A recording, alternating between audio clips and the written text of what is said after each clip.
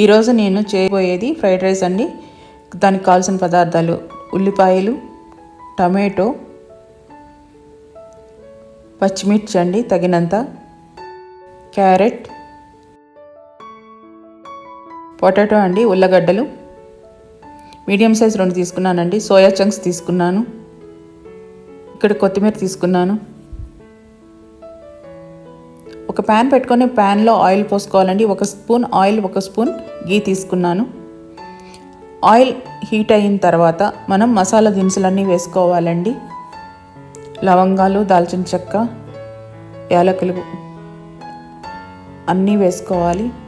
పువ్వు ప్లస్ మన జాపత్రి అన్నీ వేసుకొని, పెద్ద ఇలాచి, చిన్న ఇలాచీస్ అన్నీ వేసుకొని మసాలా దినుసులన్నీ వేసుకున్నాక కొంచెం అరోమా వచ్చిన తర్వాత మనం ఉల్లిపాయలని వేసుకోవాలండి. చూడండి, నేను అన్ని మసాలా దినుసులు అన్నీ వేసుకున్నాను. ఈ టైంలో మనం బాగా ఫ్రై చేసుకోవాలండి. కొంచెం ఫ్రై చేసిన తర్వాత మంచి అరోమా వస్తుంది. అరోమా వచ్చిన తర్వాత మనం ఆనియన్ని యాడ్ చేసుకుంటున్నామండి. ఇప్పుడు ఆనియన్ యాడ్ చేసుకున్నాను. ఆనియన్ బాగా వేపుకోవాలండి. బాగా గోల్డెన్ కలర్ వచ్చేదాకా బాగా మనం అంటే అది ట్రాన్స్పరెంట్ అయిపోయి కొంచెం బ్రౌనిష్ వచ్చేదాకా వేపుకోవాలి. అలా కాదు మాకు తొందరగా అయిపోవాలి, ఎవరైనా గెస్ట్లు వచ్చారు, పిల్లలు తొందర పెడుతున్నారు అనుకుంటే కొంచెం లైట్గా మనం చిటికెడు తీసుకొని, ఉప్పు తీసుకొని దాని మీద మనం స్ప్రింకిల్ చేసుకోవాలి. స్ప్రింకిల్ చేసిన దానివల్ల మన ఆనియన్స్ ట్రాన్స్పరెంట్ అయ్యి కొంచెం గోల్డెన్ బ్రౌన్ అవుతాయన్నమాట. అంటే మనకి అది తొందరగా మన పని తొందరగా అయ్యేదానికి ఒక చిన్న టిప్ అండి ఇది.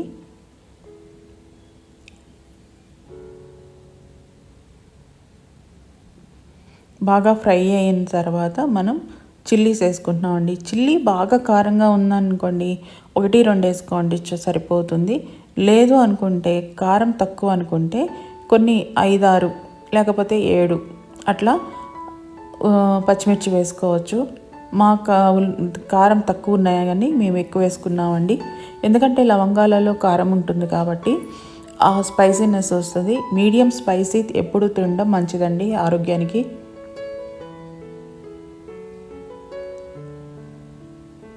ఇప్పుడు నేను టమాటో వేసుకోవాలి, కానీ టమాటోని నేను లాస్ట్లో యాడ్ చేసుకుంటానండి. టమాటోస్ చూస్ చేసుకొని అది లాస్ట్లో యాడ్ చేస్తాను. ఇప్పుడు నేను వెజిటేబుల్స్ అన్నీ వేసుకుంటానండి. ఇప్పుడు చూడండి, లైట్గా కొంచెం మనకి ట్రాన్స్పరెంట్ అయిపోయి ఉల్లిపాయ వేగినట్టు అనిపిస్తుంది కదా. ఈ టైంలో నేను కొంచెం పసుపు వేసుకుంటున్నాను. ఇమ్యూనిటీ బూస్టర్ ప్లస్ మనకి కలర్ కోసం కూడా బాగా పనిచేస్తుందండి. సోయా చంక్స్ ప్లస్ పొటాటో, తర్వాత లాస్ట్లో క్యారెట్ వేసుకుంటాను. చూడండి, క్యారెట్ వేసుకుంటున్నాను. అన్నీ ఈక్వల్ రేషియోలో తీసుకోవాలండి. వెజిటేబుల్స్ అన్నీ ఎప్పుడూ ఈక్వల్ రేషియోలో తీసుకోవాలి. మీకు ఏమేమి వెజిటేబుల్స్ ఇష్టమో ఆ వెజిటేబుల్స్ అన్నీ మీరు ఈక్వల్ క్వాంటిటీలో వేసుకోవచ్చు. 1 గ్లాస్ ఆఫ్ రైస్కి 1.5 గ్లాస్ ఆఫ్ వెజిటేబుల్స్ పట్టుతాయి. చాలా టేస్టీగా కూడా ఉంటుందండి. డైట్ చేసే వాళ్ళకి కూడా ఇది ఒక మంచి రెసిపీ అండి.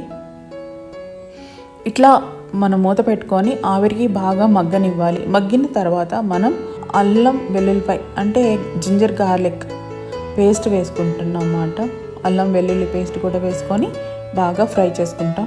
అల్లం వెల్లుల్లిపాయ పేస్ట్ వేస్తున్నాను. ఒక్కోసారి ముందుగా వేసామనుకోండి ప్యాన్కి అంటుకుపోతున్నట్టు ఉంటుంది. అది బాగా బ్రౌన్గా చిటపటా అంటుందన్నమాట. అందుకని ఎందుకు అని లాస్ట్లో వేస్తున్నానండి. నేను ఈ లాస్ట్లో వేసిన తర్వాత అందుకని మిడిల్లో వేసాను. మిడిల్లో వేసిన తర్వాత ఇప్పుడు మొత్తం మళ్ళీ కలుపుకుంటానండి. వెజిటేబుల్స్తో పాటు బాగా కలుపుకున్నాక అది బాగా ఈవెన్గా మనకి స్ప్రెడ్ అవుతుందన్నమాట. ఈవెన్గా స్ప్రెడ్ అయిన తర్వాత మంచి అరోమా వస్తుంది. దీంట్లో నేను కారం కానీ గార్లిక్ బ్లాక్ పెప్పర్ అండ్ మిరియాల పొడి కానీ యాడ్ చేయట్లేదండి. న్యాచురల్గానే మన పచ్చిమిర్చి లవంగాల ఫ్లేవర్తోనే మనకి టేస్ట్ వస్తుంది. ఇప్పుడు నేను టమాటో జ్యూస్ యాడ్ చేశానండి. కొంచెం మంచి కలర్ రావడం కోసం నేను ఇలా యూస్ చేశాను. జ్యూస్ లాగా చేసి డైరెక్ట్గా మనం టమాటో వేయకుండా జ్యూస్ లాగా చేసి వేసాను అనమాట.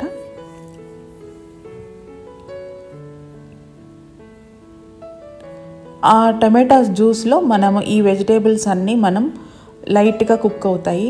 అప్పుడు ఆ ఫ్లేవర్ కూడా బాగా ఈవెన్గా పడుతుందండి.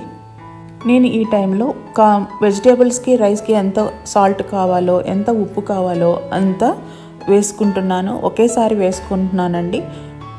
మీకు వాటర్ పోసినప్పుడు ఒకసారి చేతిలోకి వాటర్ తీసుకోండి. కొంచెం సాల్టీగా అనిపిస్తే కొంచెం సాల్టీగా అనిపించాలి, ఎక్కువ సాల్టీగా కాదు, కొంచెం సాల్టీగా అనిపిస్తే అది ఈవెన్గా సరిపోతున్నట్టు.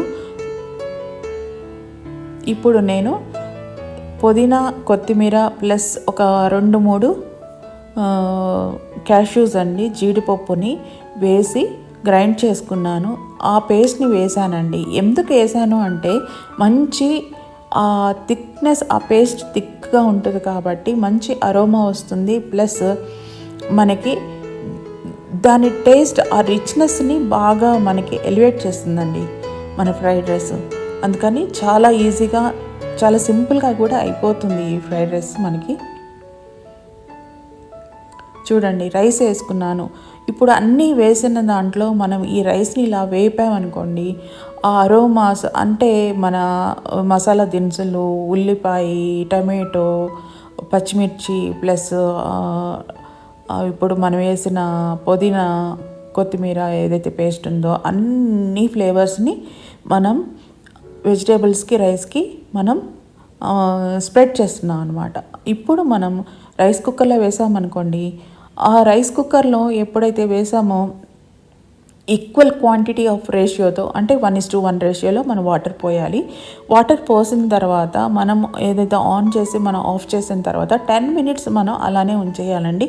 10 మినిట్స్ ఉంచేస్తే ఈవెన్గా స్ప్రెడ్ అయ్యి ఈవెన్గా కుక్ అవుతుంది. మధ్యలో ఒకసారి మీరు కలపచ్చు.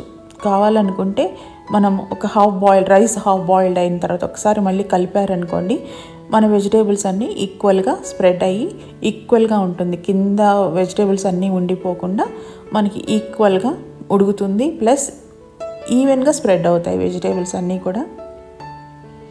మా ఇంట్లో పిల్లలు అన్నీ ఏరి పెడతారని నేను అలా చేస్తానండి. కొత్తిమీర, పుదీనా అలా అన్నీ పేస్ట్ చేసేసి వేసాను అనుకోండి, ఫస్ట్ ఆ రిచ్నెస్ వస్తుందండి. మనం ఎప్పుడైతే ఫ్రైడ్ రైస్ చేసుకుంటున్నామో ఆ రిచ్నెస్ మన ఫ్రైడ్ రైస్కి వస్తుంది. ప్రతి ఒక్కరూ కామెంట్ రూపంలో నాకు తెలియచేయండి నా వంటలు ఎలా ఉన్నాయనేది. ప్లీజ్ నాకు సపోర్ట్ చేయండి. ప్రతి ఒక్కరు సపోర్ట్ ఉంటేనే కదండి నాకు చాలా హ్యాపీగా అనిపిస్తుంది. Thanks for watching my videos అండి.